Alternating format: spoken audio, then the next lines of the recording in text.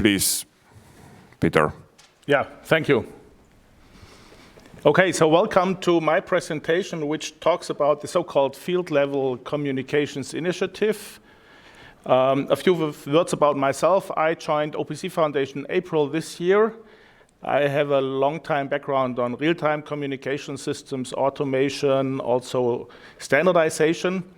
And I'm now the responsible director for this new initiative. So I will not go into some deep dive technically, so more talking about the vision, the strategy of OPC Foundation, and the benefit about extending the application areas for OPC UA to the field.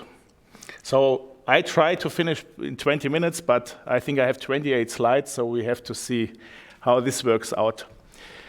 Now, the initiative itself was announced at the press conference actually almost exactly 1 year ago at the SPS show, the big automation show in Germany. You see some slides of the press conference. There was really big interest, not only from journalists, but also from business representatives. The reason was that OPC Foundation gave the public commitment and gave the announcement to extend OPC UA to the field. That is more, let's say, a strategical, technical statement. But what is, I think, at the same time extremely important to mention is that this initiative got a strong feedback and good commitments from companies supporting the initiative, which is extremely important to make this approach successful. So we had last year 23 companies which gave their commitment to support the initiative. And as you can see when you browse through the logos, you see the big names in automation. So I'm not going to mention them, you find them by yourself. So we have a really good mixture of major automation suppliers worldwide and additional technology providers, network infrastructure, chip producers, good mixture. In the meantime, 2 other companies have joined. This is something for the upcoming trade show where we announce this. So at the moment, we have 25 companies representing this initiative. What is the vision of this field level initiative? I just call it FLC to make it shorter. It's the same vision that stands for OPC for all over the years, but what is important, we extend that vision for industrial interoperability to the field level, which means we are addressing all the additional requirements that come out of industrial automation. And this explicitly includes factory automation and process automation. When we look at the different use cases or the application areas, we could also say, we see that OPC UA today is used a lot for the IT, OT connectivity, and certainly linking all the different applications, but always in the, let's say, non-real-time area. So cloud integration, secure remote access, and so on. What is new with field-level communications that we are explicitly addressing 2 new areas. This is the one area, number 5, controller to controller, allowing controllers of different manufacturers to have a standardized communication with each other and, as we have heard in the morning already, also agreeing on a common semantics. And using this also for deterministic data exchange. And the same is then valid for the use case number 6 on this slide, bringing this down to the field level.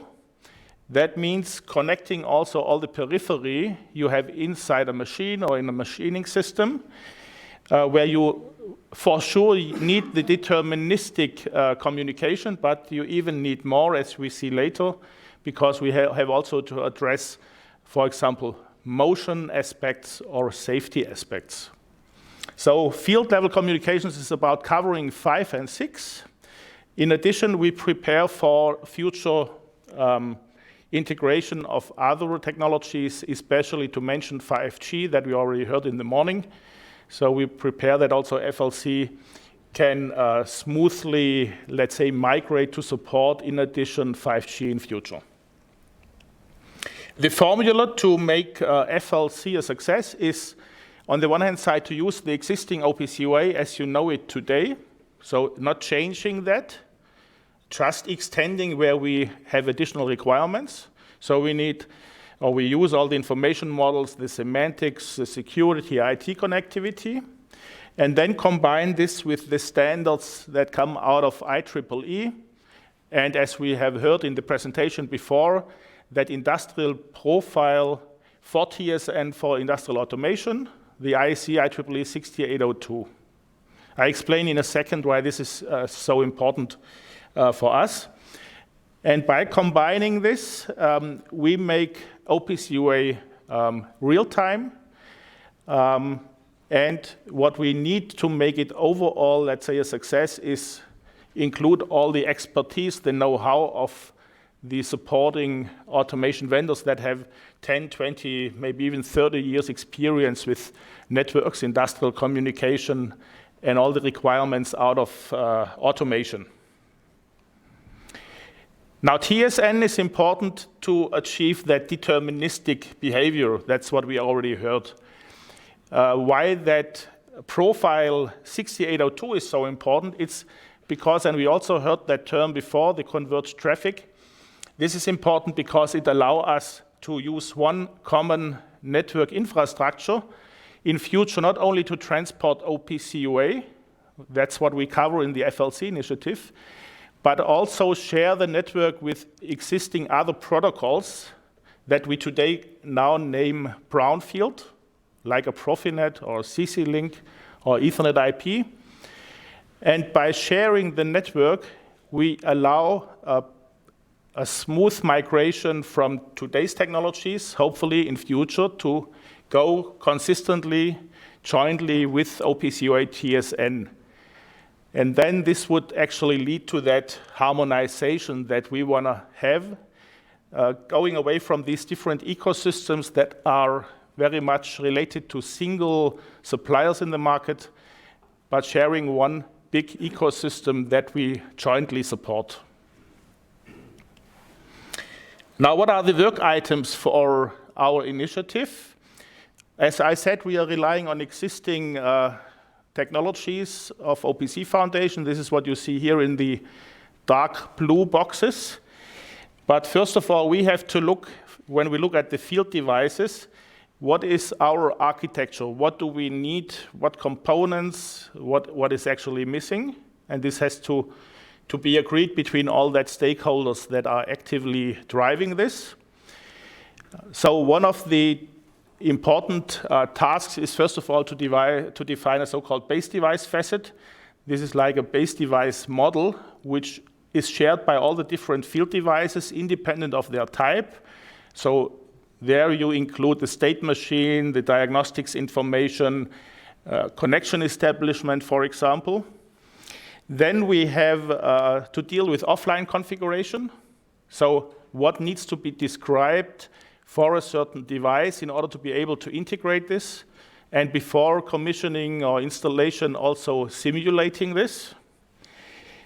Then we look at the device-specific semantics, and this is related then to the different devices you find in the field, motion devices, servo drives, frequency converters, and so on, I/O devices, and certainly safety devices. So for all these device types, we define the semantics, and typically you call this device profiles. We call this in our language now the facets, but it's the same thing.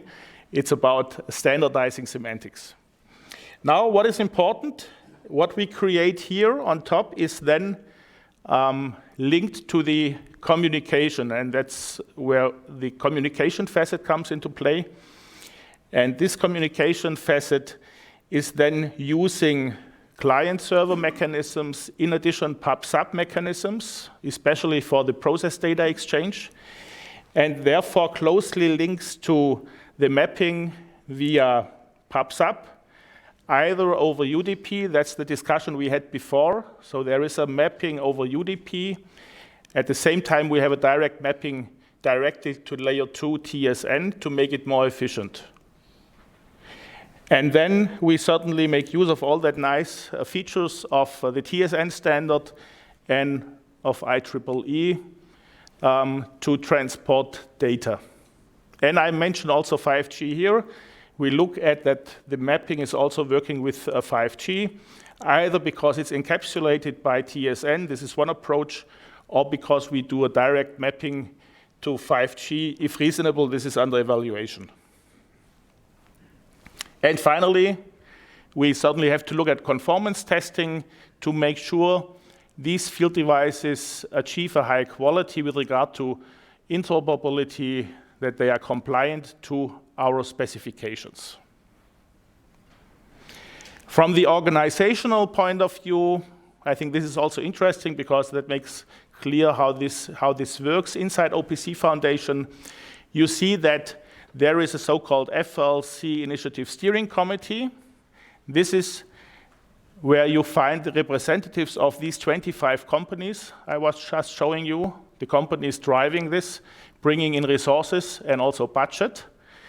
And this committee is then managing the different working groups that work on the specifications and also taking care that we are identifying at the right time the testing laboratories to do conformance testing. And certainly there is also some specific marketing related to that. Nevertheless, it is not an organization beside OPC Foundation, as you can clearly see. So it's fully embedded, and it's aligning everything with existing boards like Technical Control Board, Marketing Control Board, and the Board of Directors. And I should also mention the initiative here. It's certainly only for a certain time. After that specifications are created, I would assume at a certain time this steering committee is then also disappearing again, and we just have these working groups here under the control of the Technical Control Board. Now, what is the special task for these 25 member companies? On that steering committee side, they are defining the requirements. We already heard about the use cases. We sometimes also name our requirements based on user stories, where we look at the different life cycle phases and what FLC has to achieve. So we're looking for different areas like security requirements, motion requirements, and so on. And then we put this into a roadmap. We have only a rough public roadmap so far, which talks about 2 levels. One is the so-called minimum viable solution. This is short to midterm, including all the essential features you need to bring products into the market. But certainly there are a lot of nice-to-have features that we then partly put into the so-called North Star final goal, because certainly we want to deliver early specifications so that companies can implement, and not everything has to be in a first release of the specification. Now the technical work has a really great momentum. So you see this working group already has more than 200 members from more than 40 companies. So typically in the face-to-face meetings that are 4 to 5 days, we have 50 to 60 participants. We have a lot of different groups doing weekly, bi-weekly calls. And you can see the 2 guys driving this from the leadership are Clark Hayes from Rock Automation and Georg Bieler from Siemens. You see from the names that we also have to look for some balance for the responsibilities, because we want to certainly make sure this is successful, and there's not only a technical dimension, but as you saw the big names, we also have to look for a balance with regard to the different companies, different backgrounds, different cultures. This is why Siemens Rockwell were the ones to join that leadership role. Here you see an overall structure of the working groups. I'm not going into any details here, that takes too much time. You see here all the different working groups that are, let's say, in place for FLC technology. Currently, we have the 4 here being active.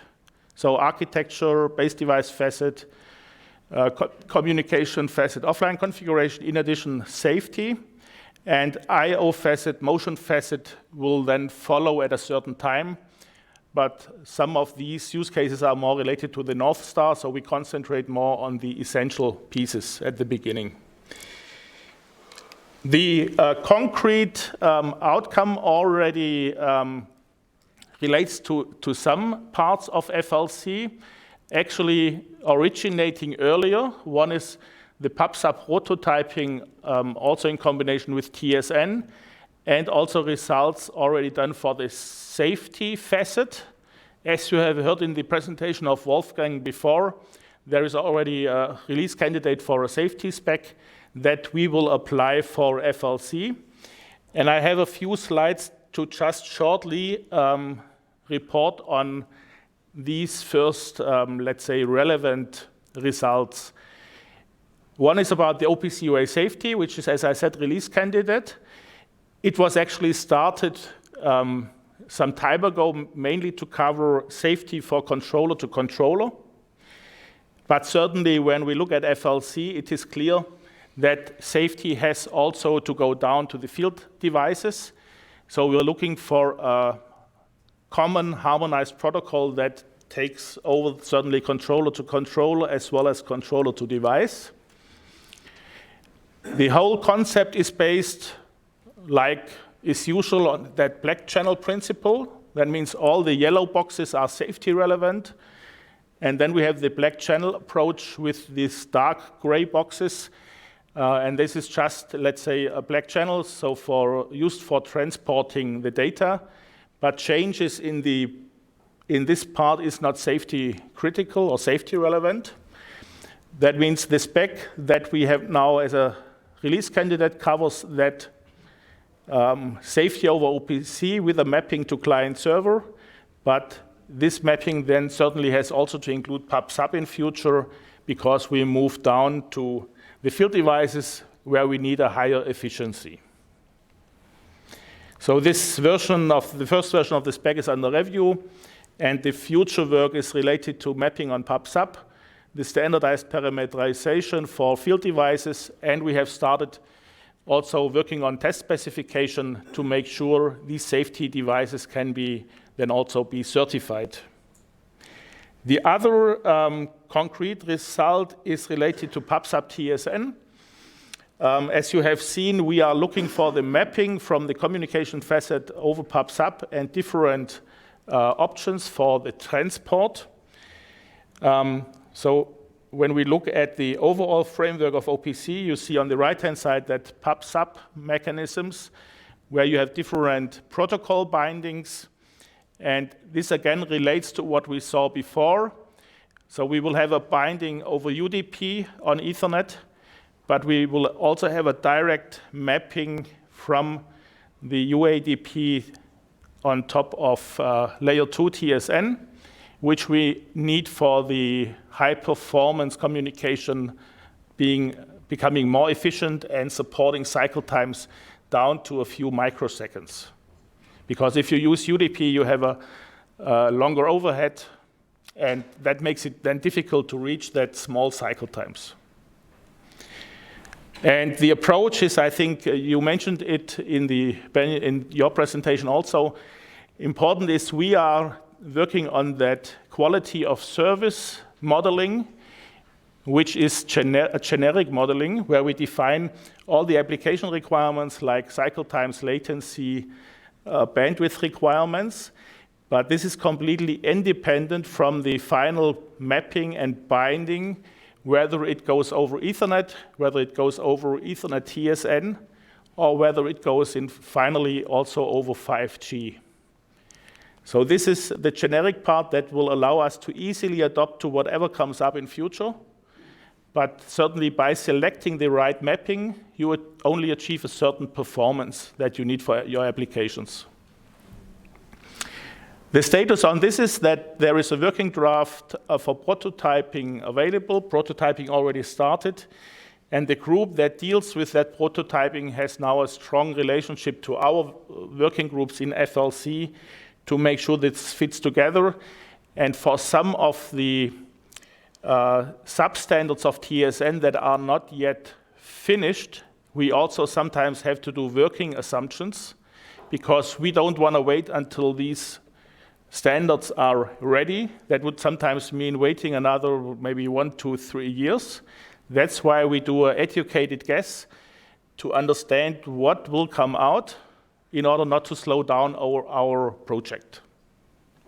And therefore, we have a special team with all the experts that are also active in standardization, and they can, let's say, give the input what IEEE is doing in their standardization work and how this reflects to what OPC Foundation is doing.